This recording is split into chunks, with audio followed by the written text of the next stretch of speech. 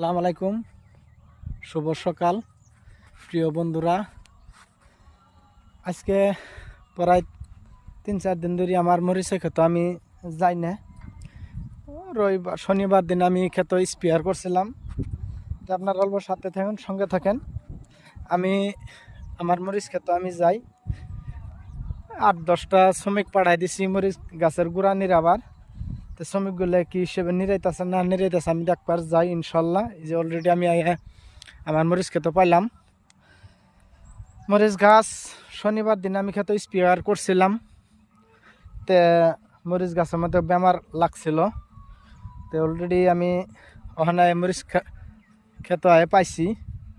তা আমি আপনাদের দুয়ায় অলরেডি মরিচ গাছের কোনো বেমার সেমার নাই। এখন গোড়া পোকা আর পচলা স্প্রেয়ার করছিলাম আপনাদের কাছে।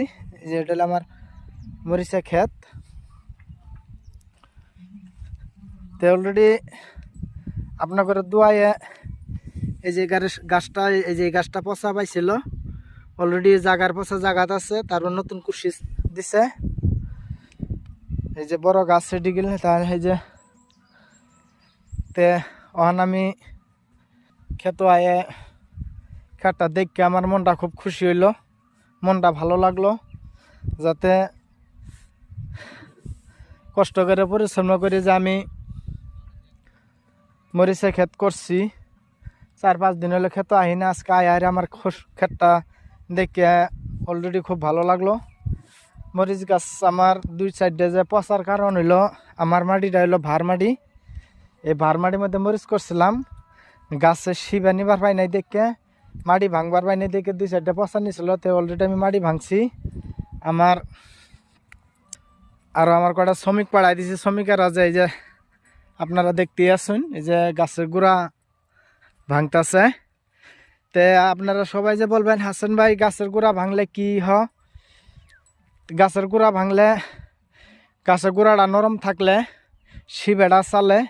তো আমি গাছের গুঁড়া হিরু চিরু মারে গাছের গুঁড়া দিয়ে অলরেডি আজকে ভাঙতেছি। তো বিকালে 4টে সার দিমু। আর ক্ষেতটা দেখে আমার মনটা খুব খুশি হইল, আনন্দ লাগলো। যাতে হাসান ভাই কষ্ট করে পরিশ্রম করে কৃষি কাজ করে যে যাতে যে কোনো ক্ষেত খোঁতালিত গেলে যাতে ভালো লাগে।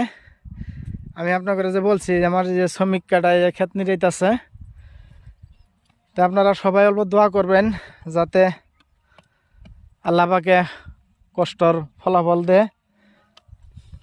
আশা করি আপনারা সবাই ভালো থাকবেন, সুস্থ থাকবেন। খোদা হাফেজ।